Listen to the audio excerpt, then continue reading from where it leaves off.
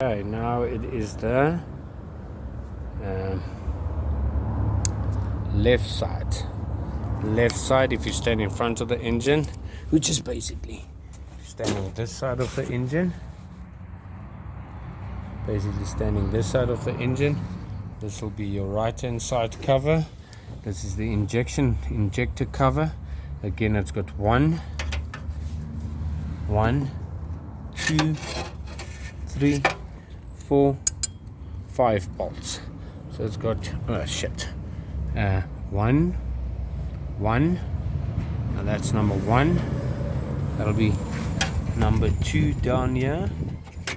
Number 3 behind this pipe here. Number 3.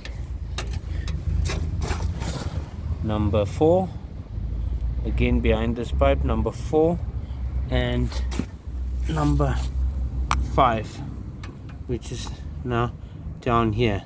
It's 5, 4, 3, 2 and 1 up here. So that'll be the right hand side tappet cover. 5 bolts to take out, and then I'm left with the injectors. Then I can see my injectors.